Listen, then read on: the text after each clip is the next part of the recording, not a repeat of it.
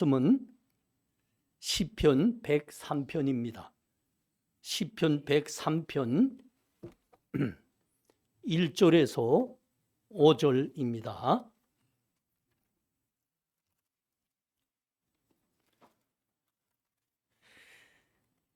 제 성경으로는 구약 성경 876쪽입니다. 시편 103편 1절에서 5절 말씀입니다. 제가 봉독합니다. 내 영혼아 여호와를 송축하라. 내 속에 있는 것들아 다 그의 거룩한 이름을 송축하라. 내 영혼아 여호와를 송축하며 그의 모든 은택을 잊지 말지어다. 그가 내 모든 죄악을 사하시며 내 모든 병을 고치시며 내 생명을 파멸해서 속량하시고 인자와 긍휼로 관을 씌우시며 좋은 것으로 내 소원을 만족하게 하사 내 청춘을 독수리같이 새롭게 하시는도다. 아멘.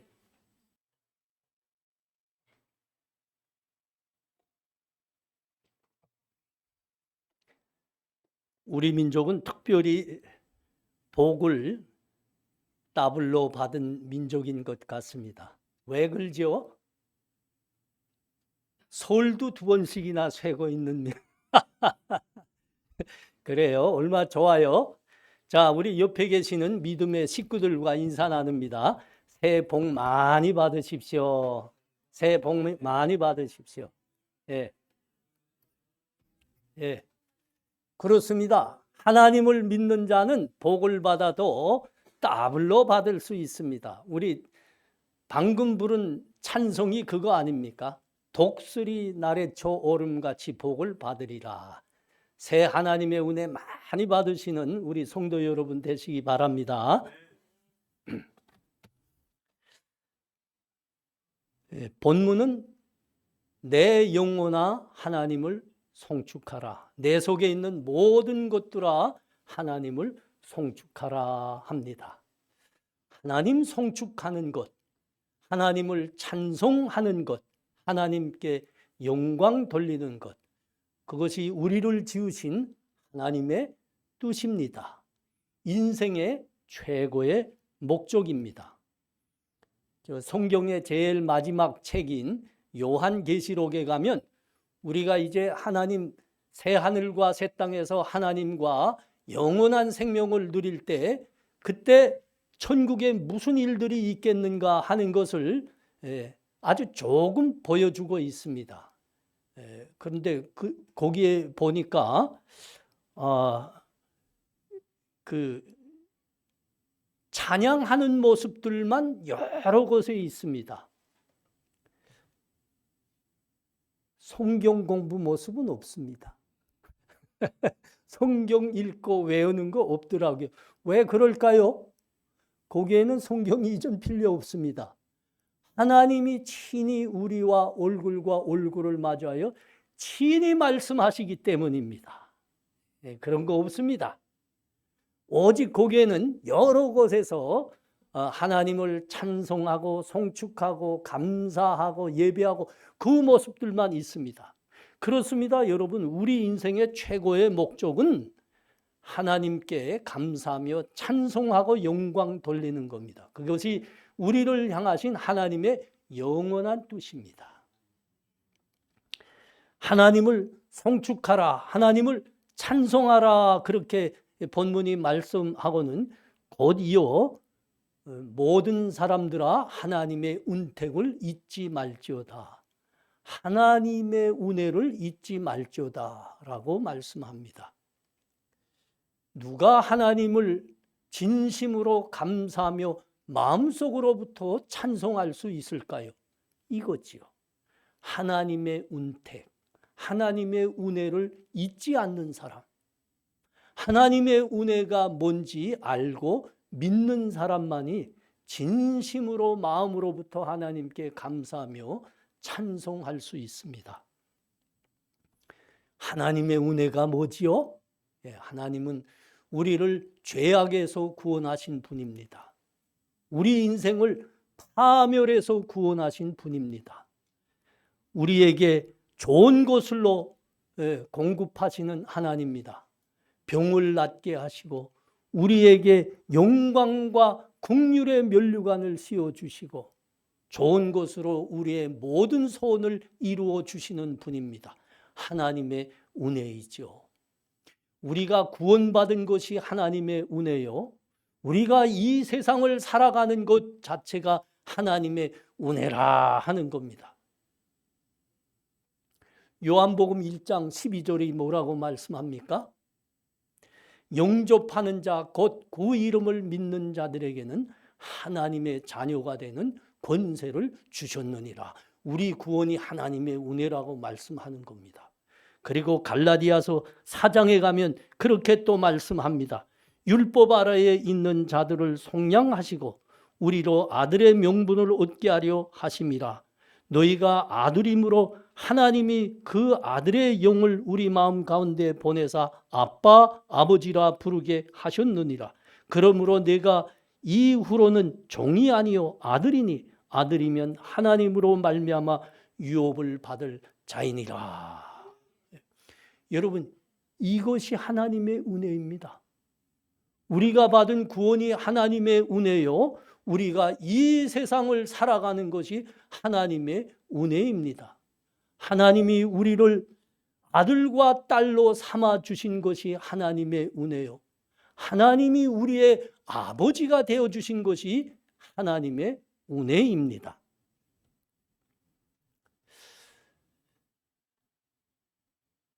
본문은 우리 하나님 믿는 사람들이 이 세상을 살아갈 때 하나님 은혜가 무엇인가 하는 것을 기가 막힌 비유로 말씀하고 있습니다. 5절 말씀이죠. 여러분 오늘 본문 5절 다 보십시오. 좋은 것으로 내 소원을 만족하게 하사 내 청춘을 독수리같이 새롭게 하시는도다. 독수리같이 내 청춘을 새롭게 하시는도다. 우리의 삶과 인생을 독수리같이 하신다. 그것이 하나님의 은혜이다라고 말씀하는 겁니다. 이 말씀은 이사야 40장에 가봐야 조금 이해가 쉬워집니다. 이사야 40장 우리 다 같이 가봐요. 28절에서 31절입니다. 이사야 40장 28절에서 31절. 너는 알지 못하느냐? 듣지 못하였느냐?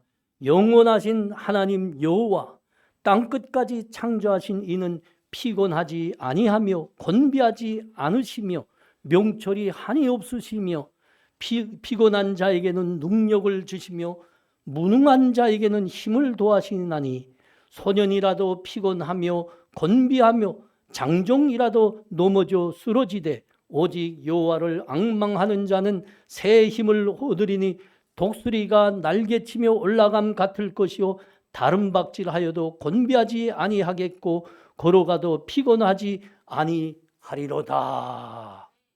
여러분 이것이 하나님의 은혜입니다. 뭐라고 지금 말씀합니까? 소년이라도 지치고 피곤하느니라. 장정이라도 곤비하여 쓰러지느니라. 여기 소년이 뭐예요? 청년을 말하는 겁니다. 장정이 누굽니까? 힘이 넘치는 남자를 말하는 겁니다. 그런데 그들이 피곤하여 지치고 쓰러지고 넘어진다 그럽니다. 그러나 하나님을 믿는 자, 하나님을 붙드는 자는 그 인생이 새로운 힘으로 늘 공급받아 다른 박질하여도 피곤치 않다 합니다. 인생을 끊임없이 달려가도 지치지 않는다 합니다. 하나님이 독수리 나는 것처럼 새 힘을 주시기 때문이라 그럽니다. 성경은 여러 곳에서 독수리를 언급하고 있습니다. 독수리가 새들 중에서 가장 높이 힘있게 날기 때문입니다. 어떻게 돼서 독수리는 그렇게 가장 높이 힘있게 날 수 있을까? 여러분 이것을 알면 하나님께서 우리들에게 허락하시는 은혜가 뭔지 이해할 수 있다는 겁니다. 여러분, 독수리는 고도 5천, 6천 미터를 나를 수 있습니다. 그렇게 높이 나르는데 오랫동안 나릅니다. 힘들어하지도 않습니다. 여러분, 다른 새들은 기껏해야 200~300m 높이밖에 못 납니다. 그러므로 그것들은 모기 사냥을 해도 작은 것들을 상대할 수밖에 없어요. 그러나 독수리는 5천, 6천 미터를 나를 수 있기 때문에 그 아득히 높이 그 벼랑 꼭대기에서 큰 짐승도 쉽게 벼랑 아래로 떨어뜨립니다. 그렇게 함으로 모기를 잡는 거지요. 독수리는 어떻게 5천, 6천 미터를 나를 수 있을까요? 여러분, 이거는 대단한 겁니다. 여러분, 혹시 그 영화 얼라이브라는 영화 봤는지 모르겠어요. 오늘 이 설교 후에 가서 한번 보십시오. 어디 찾으면 있을 거예요. 얼라이브. 그 1972년 우루과이 대학교 럭비 팀이 프로펠러 비행기를 타고 안데스 산을 넘고 있었습니다. 그런데 이상 기류를 만나서 비행기가 추락하게 됩니다. 안데스 산은 거의 그 산봉우리들이 거의 다 5,000m 이상급입니다. 거기 있으면 영하 40도입니다. 거기에서 72일간 생존에 살아나는데 구조받을 수 없으니까 72일간 29명이 죽습니다. 16명이 살아납니다. 어떻게 살아났다고요? 죽은 동료들의 인육을 뜯어먹고 살아납니다. 이 프로펠러식 비행기입니다. 그러니까 이 고도에서는 양력이 아주 중요한데 이상 기류를 만난 겁니다. 그래서 양력이 떨어져서 비행기가 더 높이 날지 못하고 산중에 부딪힘으로 추락하는 겁니다. 그런데 독수리는 여러분 5천, 6천을 아주 쉽게 나릅니다. 어떻게 그 현대 과학과 기술의 그 집합체인 비행기도 그 양력이 떨어져서 부딪혀 떨어질 때가 있는데 독수리는 어떻게 이렇게 5천, 6천을 쉽게 나르는 거예요? 독수리는 상승 기류를 아는 겁니다. 그 상승 기류 위에 날개를 쭉 펴는 겁니다. 별로 포덕이지 않습니다. 그냥 펴기만 하면 됩니다. 그러면 기류가 띄워주는 겁니다. 그래서 오랫동안 쉽게 그 고공을 비행하다가 그 큰 짐승도 모기로 삼는 겁니다.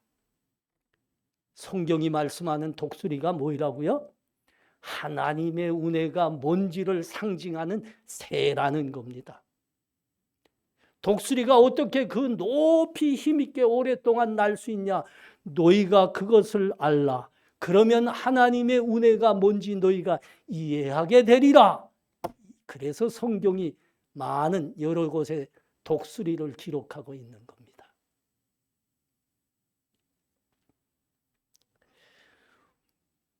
우리가 하나님의 구원을 받은 사람들입니다. 하나님의 은혜로 이 세상을 살아가는 겁니다. 이 하나님의 은혜가 뭔지 우리는 알아야 됩니다. 그리고 믿어야 됩니다. 그리고 하나님의 그 은혜에 우리의 삶을 맡길 수 있어야 됩니다. 여러분, 이런 사람이 하나님의 은혜를 알고 믿어서 하나님의 은혜에 자기 인생을 맡기는 사람이 독수리처럼 그 높은, 다른 새들은 감히 엄두도 못 내는 그 높은 창공을 오랫동안 피곤치 않고 곤비치 않고 나를 수 있는 겁니다. 여러분, 하나님의 은혜에 자기의 인생을 맡긴 사람은 평생을 다른 박질하여도 피곤치 않은 겁니다. 하나님이 은혜로 우리들에게 새 힘을 주시기 때문인 거예요.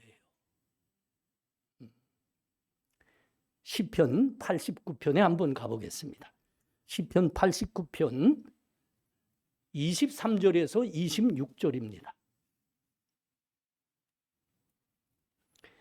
내가 그의 앞에서 그 대적들을 박멸하며 그를 미워하는 자들을 치려니와 나의 성실함과 인자함이 그와 함께 하리니 내 이름으로 말미암아 그의 뿔이 높아지리로다. 내가 또 그의 손을 바다 위에 놓으며 오른손을 강들 위에 놓으리니 그가 내게 부르기를 주는 나의 아버지이시오 나의 하나님이시오 나의 구원의 바이시라 하리로다. 아멘. 여러분, 이 시편 89편은 다윗의 언약이 실현되기를 위해서 간구하는 이스라엘의 기도송입니다. 기도송. 다윗은 우리 믿음의 조상들 중에서 하나님으로부터 가장 큰 은혜를 받은 사람입니다. 그가 10대의 소년 때 이스라엘 수십만 대군이 너무 무서워서 그를 향해서 감히 얼굴도 못 들었지요. 골리앗 말입니다. 그 무시무시한 골리앗을 향해서 소년의 몸으로 단신으로 맞받아 나갔던 사람입니다. 지금 생각해 보아도 이 다윗이 그 소년의 몸으로 어떻게 그 무시무시한 골리앗을 맞받아 나갔을까? 단신으로 말입니다. 상상이 안 됩니다. 그가 가졌던 담력 말입니다. 상상이 안 돼요. 어떻게 돼서 그가 그렇게 했을까요?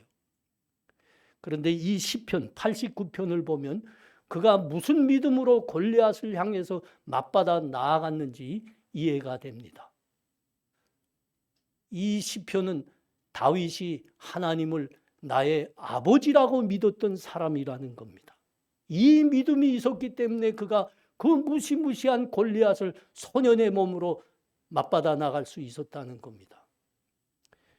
여러분, 이스라엘 백성들이 저 애굽에서 구원을 받고 나올 때 하나님께서 바로에게 친히 뭐라고 말씀했죠? 이스라엘은 내 아들 내 장자니라. 그들을 내보내 나를 예배하게 하라 그러셨거든요. 그러니까 하나님은 그의 백성들을 향해서 아버지가 되어주신 분입니다. 다윗은 이것을 믿음으로 알고 있었던 사람입니다. 그가 나라를 통일하고 예루살렘에 백향목 왕궁을 지었죠. 지어놓고 보고 후회했습니다. 내가 먼저 하나님의 성전을 지어드렸어야 되는데, 그러면서 후회했습니다. 그때 하나님께서 다윗의 마음을 보시고 그에게 메시아 언약, 다윗 언약을 허락하셨죠. 그 다윗 언약 속에 하나님께서 뭐라고 말씀했죠? 나는 그에게 아버지가 되고 그는 내게 아들이 되리니 그가 만일 범죄하면 내가 사람의 매와 인생의 채찍으로 징계하려니와. 이게 다윗 언약 속에 들어가 있는 하나님의 말씀입니다. 이때 확신했습니다. 다윗은. 그렇다. 하나님은 그의 백성들에게 아버지가 되어주시는 분이다. 하나님은 나의 아버지가 되시는 분이다. 골리앗을 어떻게 소년의 몸으로 그렇게 단신으로 맞받아 나가며 물맷돌 한 방으로 때려 눕혔다고요? 나의 아버지가 되시는 만군의 여호와께서 내 뒤에서 버티고 계신다. 이 믿음으로 나간 겁니다. 이 믿음입니다. 하나님은 나의 아버지시다. 내 아버지가 뒤에서 나를 지켜보고 계신다. 이 믿음으로 나간 겁니다. 사실은 그렇게 놓고 보니까 골리앗은 덩치가 크고 힘과 능력이 굉장한 사람이었지만 이 시력이 나쁜 사람이었습니다. 시력이 나빠서 소년 다윗에게 한 방에 떨어진 놈이에요. 시력이 왜 나빴다고, 골리앗이 시력이 나빴다는 건 우리는 어떻게 이해할 수 있죠? 자기 앞에 있는 소년 다윗만 볼 수 있었습니다. 다윗의 뒤에 있는 다윗의 아버지 만군의 여호와 전능하신 하나님을 볼 수 있었어야지요. 그리고 그것을 봤으면 주랭랑을 놔야지요. 그래야 사는 길이죠. 거기 어디다 대고 덤벼요. 그래서 떨어진 놈입니다. 한 방에 소년이 날리는 돌 한 방에 떨어졌어요. 소년이 날렸지만 이게 뭐라고요? 지금 북한이 매일 뭐 시험한다 하지 않습니까? 지금에야 겨우 토마호크 미사일 말입니다. 토마호크. 호크란 게 뭐지? 매지요, 매. 예. 그겁니다. 아버지가 뒤에서 딱 뻗치고 있다가 날려! 딱 믿음으로 날리니까 그다음부터 하나님이 요 돌매를 토마호크로 만들어 주셨다. 정확히 이 투구를 뚫고 들어가 이마박이에 박힌 거지요. 눈이 나쁜 겁니다. 시력이 약한 거예요. 골리앗은. 그래서 떨어지고 말았습니다. 영원히 떨어졌습니다. 일어설 수 없습니다.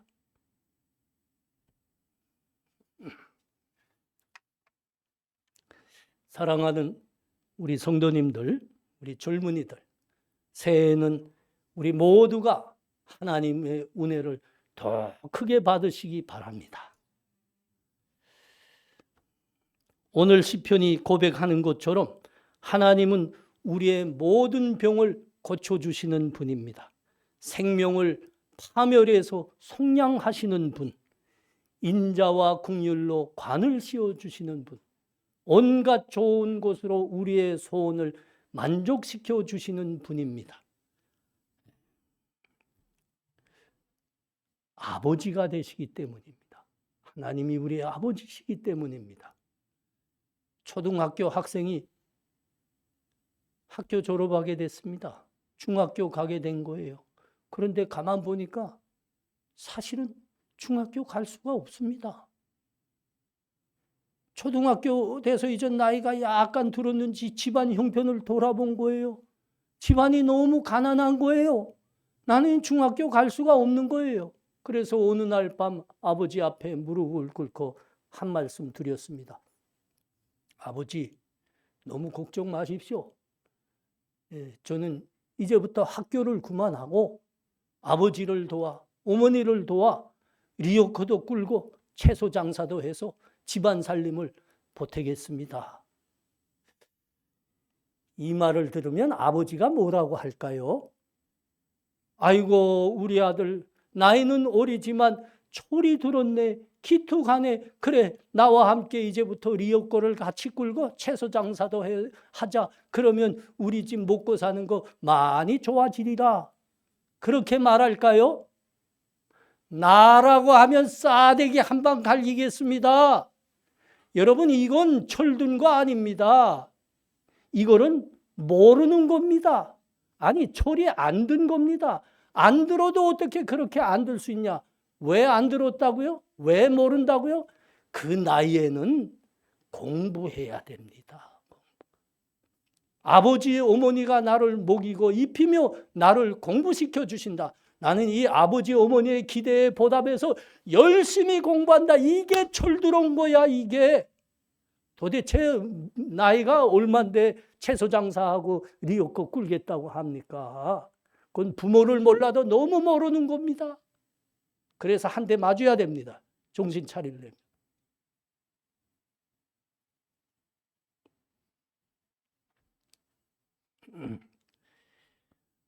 우리가 입술로는 우리는 하나님의 아들입니다, 딸입니다. 그러면서 삶으로는 이러지 말기를 바랍니다. 여러분, 하나님은 우리의 아버지이십니다. 하나님 은혜로 우리가 이 인생을 살아가는 겁니다. 우리 하나님 인생에, 하나님 은혜에 우리의 인생을 맡길 수 있어야 됩니다. 독수리가 그 날개를 상승기류를 향해 펴는 것처럼 말입니다. 그래야 높이 나르는 거예요. 속가모니가 한마디 했어요. 인생은 고해다. 인생은 끊임없는 고생이요, 끊임없는 고통이다. 그런 겁니다. 맞습니다. 그래서 불교는 인생이 고해라는 것이 인생관이죠. 불교의 인생관. 그것으로부터 종교들이 생겨났습니다. 인생은 고해다. 끊임없는 고통이고 끊임없는 고난이다. 스스로는 이 고해의 인생을 해결할 수 없다. 그래서 신을 찾기 시작한 거죠. 연구하기 시작한 거죠. 그래서 종교가 생겨났다니까요. 그러나 우리가 믿는 기독교, 성경 말씀, 하나님은 그런 종교가 아닙니다. 전능하신 하나님께서 우리들에게 먼저 찾아오셨습니다. 우리를 구원해 주시고 우리 한 사람 한 사람을 아들과 딸로 삼아 주시고 우리의 아버지가 되어 주신 겁니다. 여러분, 이것을 믿는 것이 우리의 신앙입니다. 하나님이 우리를 은혜로 구원하셨다. 우리의 인생을 은혜로 살게 하신다. 우리는 그 은혜에 우리의 인생을 맡긴다. 여러분, 이것이 올바른 믿음입니다. 오늘 본문이 말씀하는 겁니다. 독수리를 봐라. 그가 어떻게 그 뭇새들 중에서 가장 높이 힘있게 날 수 있느냐? 상승기류를 알기 때문이다. 너희는 하나님의 은혜가 뭔지 아느냐? 이게 본문이 우리들에게 하는 질문이라니까요.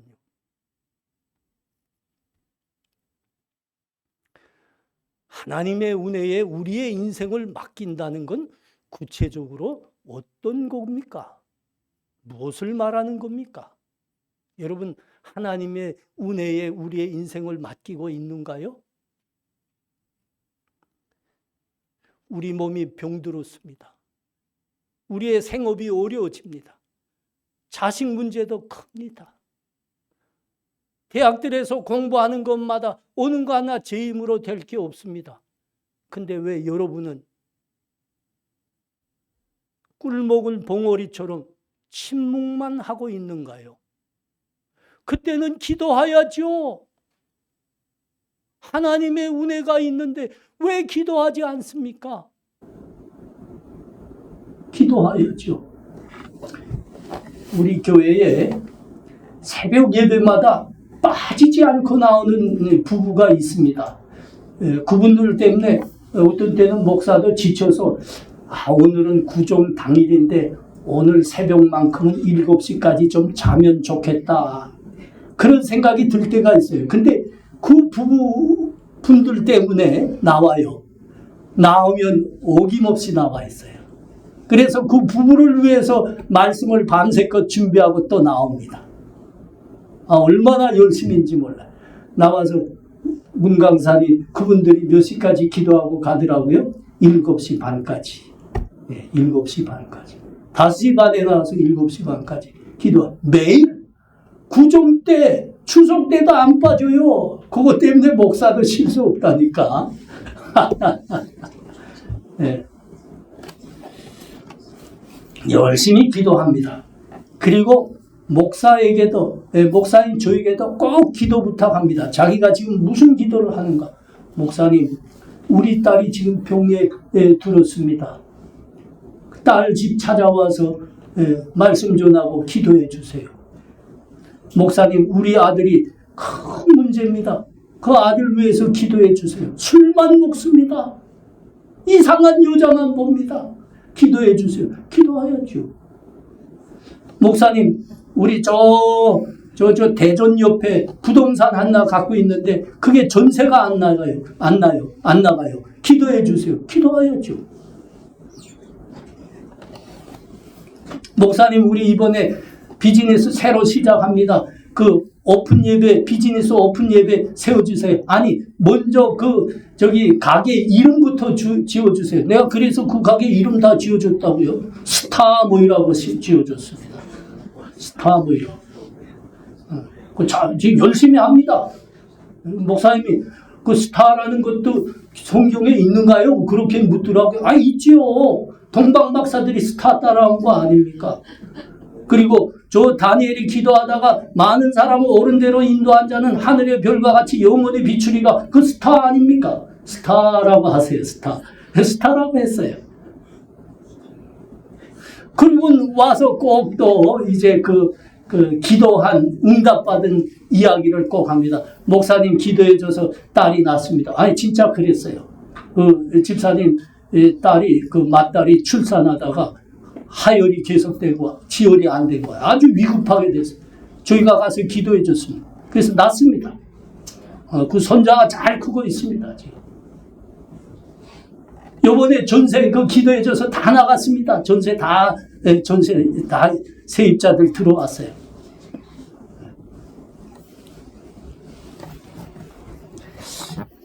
아니, 우리가 그래야 되는 거 아닙니까? 우리가?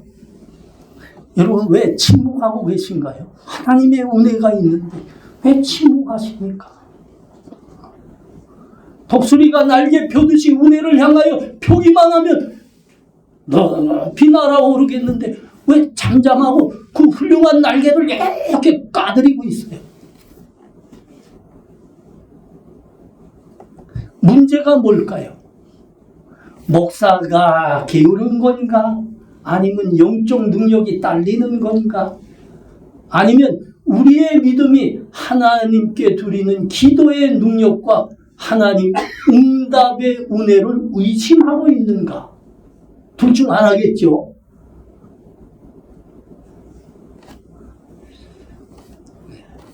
제가 성경을 볼 때마다 마음 한 구석에 늘 의문이 하나 있습니다. 우리 주님께서 공생애를 사실 때 매일 새벽 기도했다는 겁니다. 아시죠, 여러분? 새벽 미명에 일어나셔서 한적한 곳에 가셔서 하나님 아버지 앞에 기도하셨더라. 어떻게 주님이 매일 기도하셨을까? 그리고 그 공생애를 마치는 마지막 밤도 그렇게 기도하셨습니다. 겟세마네에 가서 아버지 앞에 무릎 꿇고 땀방울이 떨어지는 핏방울 같이 우리 주님은 간절히 기도하셨습니다. 여러분, 우리 주님에 대한 믿음이 정확한 거라면 여러분, 우리 주님 기도하지 않아도 됩니다. 우리 주님은 곧 성자 하나님이십니다. 만군의 여호와 하나님이 곧 예수 그리스도이십니다. 그분은 기도하지 않아도 전능하신 분입니다. 그런데 왜 그분은 꼭 그렇게 기도하셔야 됐을까? 이게 늘 제 마음의 의문이라니까요.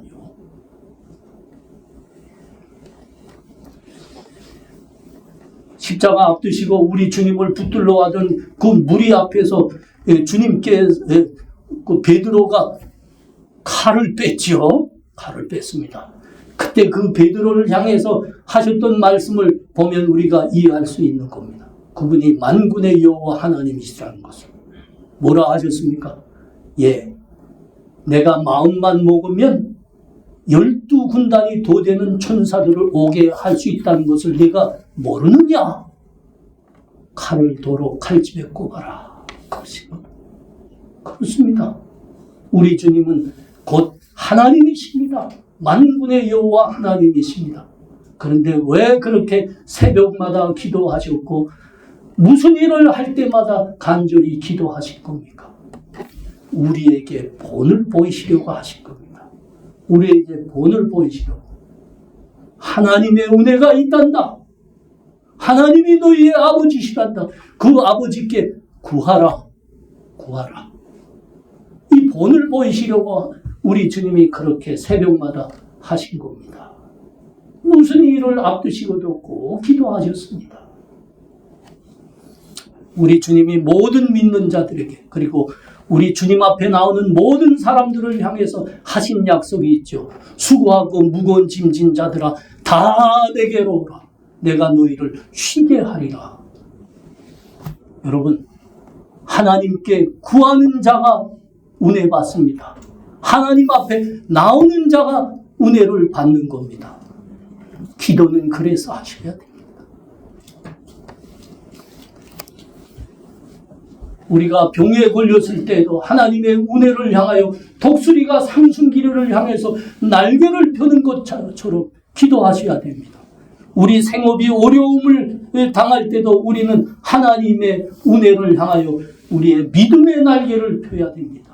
우리 자식들의 문제가 있을 때도 하나님의 은혜를 향해서 믿음의 날개를 펴야 됩니다. 우리 인간관계가 꼬일 때도 여러분 하나님의 은혜를 향해서 믿음의 날개를 펴야 됩니다. 믿음의 날개를 편 자가 은혜의 저 높이까지 나를 수 있는 겁니다. 하나님으로부터 은혜 받는 겁니다. 우리가 새해를 맞았습니다. 새해는 우리의 믿음이 상승기를 향해서 날개를 펴는 독수리와 같이 되시기를 바랍니다. 아멘. 그래서 하나님께서 우리들에게 예비하신 그 큰 아버지의 은혜를 다 받으시기를 축원합니다. 아멘.